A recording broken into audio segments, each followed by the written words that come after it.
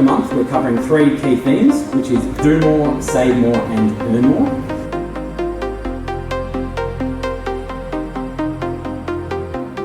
Hello, my name is Karen Booth and I am the President of the Australian Primary Healthcare Nurses Association. And my name is Ken Griffin and I'm the CEO of APNA. APNA is the peak body representing Australian primary healthcare nurses.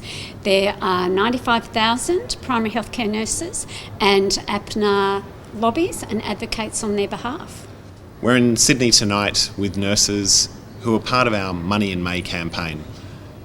There are also nurses all around the country tonight who are seeing what we're presenting, which is all about nurses saving more, having more and doing more.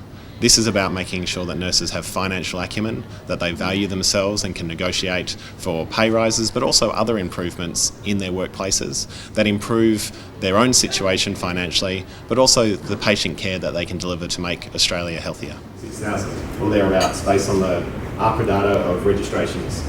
Now they're going to get a 15% pay increase and maybe 10% beyond that. This week is a real watershed moment for nurses working in primary healthcare. We've talked for a long time at APNA about nurses being valued, visible and respected, and what we know from this budget is that nurses have been heard. So there's almost 100,000 primary healthcare nurses in Australia, and from this budget, over half of them will be getting a pay rise in some form or another, because in aged care, the 15% pay rise was put in the budget for nurses working in general practice, so practice nurses. The WIP payment and other income sources went up dramatically as well, which allows them to sidestep the usual argument of general practice being poorly funded to ask for pay rises. And of course, if you're a nurse practitioner, the government showed that they were actually going to reduce and get rid of the collaborative arrangements and also increase your MBS rebates by 30%. So this is a really great week for nurses in primary healthcare who have been the lowest paid nurses in the country for a long time now. Look, this week has been some really exciting announcements, and I think the pay rise for nurses in aged care is a no-brainer. It's really, really important. We need to attract nurses into that sector. We need to keep them there. Pay will help, but there'll be other supports that they need, and we'll look at how we build that along the way. In relation to general practice, we saw quite a large increase in the work incentive payment, and that will allow general practices to employ more nurses, but also to be able to recompense them and improve their pay, particularly with the pressured cost of living, and make them competitive. We need to make sure that both of these sectors are competitive so that nurses aren't being sucked out into higher paid areas, and we see huge shortfalls already in those services. For a long time, APNA has been lobbying for 3 things. One was a change to the curriculum so that primary healthcare was included consistently in the curriculum.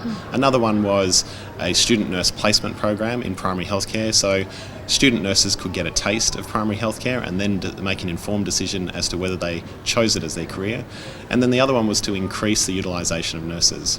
So this week in the budget, the government announced that they would fund 6,000 placements in general practice, and this is on top of a commitment to place 5,250 nurses in aged care, and that's on top of what APNA was already doing to place students in primary healthcare more broadly. Tonight is a very important event.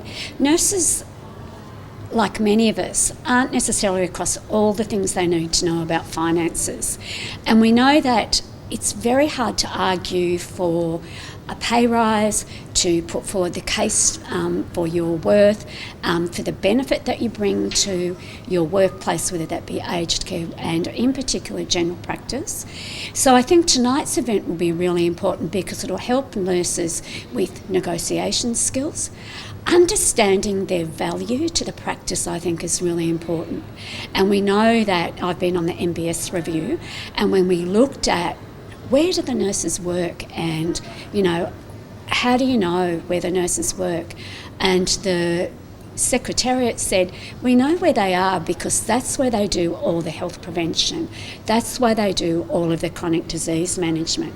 And we know that they're the big ticket funding items for general practice. So nurses bring in a lot of income to practices that isn't acknowledged because nothing's billed in their name. And so what we want nurses to do is to understand your value, understand the type of care, but also the financial benefit to practices that you bring. And they play important roles in the business line for practices. So we want nurses to understand that.